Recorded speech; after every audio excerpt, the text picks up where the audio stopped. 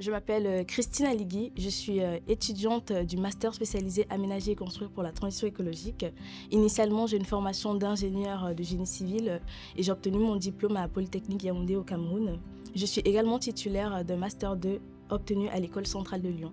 J'ai choisi le master spécialisé ACT parce que tout au long de ma formation initiale, j'ai développé un réel intérêt pour les problématiques de développement durable, notamment liées au secteur de la construction.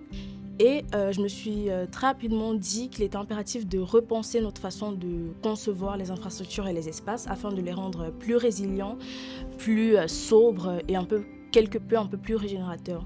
Et dans ce programme, justement, j'ai trouvé qu'il y avait une approche à la fois stratégique et technique qui fournissait les atouts aux apprenants pour pallier ou alors pour s'acquérir des problématiques justement de transition écologique dans le monde et de la construction et de l'aménagement.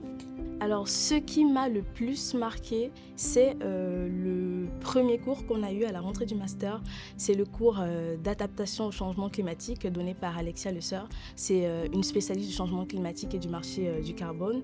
En fait, j'ai trouvé que c'était un véritable honneur de l'avoir en tant que professeur. Sa maîtrise des stratégies et des mesures en fait, d'adaptation au changement climatique était tout simplement exceptionnelle. Et la facilité avec laquelle elle arrivait à nous faire intégrer ce grand flux d'informations était tout aussi impressionnante.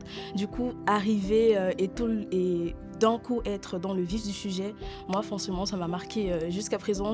Quand j'en parle, j'ai le sourire et tout parce que ça m'a vraiment positivement marqué. Les atouts du master spécialisé ACT sont dans un premier temps la diversité du corps enseignant, je trouve, parce qu'on y retrouve autant des professionnels du secteur et de la construction et de l'urbanisme, tout comme des enseignants-chercheurs ou alors d'experts de beaucoup d'autres domaines.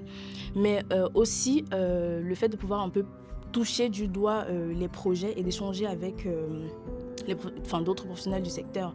Notamment, un peu plus tôt dans l'année, on a eu l'occasion de rencontrer la Société des grands projets qui est porteuse du projet du Grand Paris Express.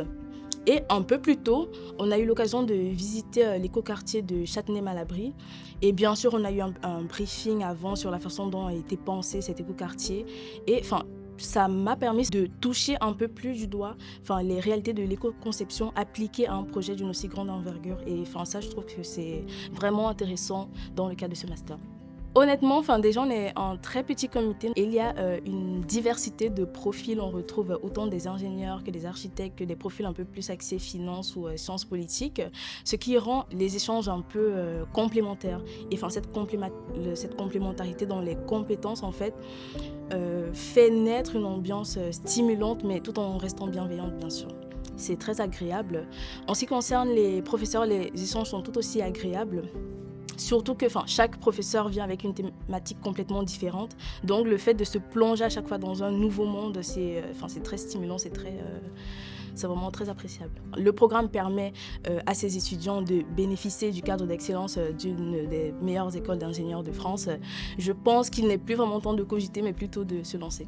Si je devais résumer mon expérience en une phrase, je compléterais une des citations du philosophe canadien Marshall McLuhan en disant que bâtir aujourd'hui, c'est anticiper demain. Surtout que nous ne sommes pas des passagers dans le vaisseau de la Terre, mais nous sommes tous des membres de l'équipage.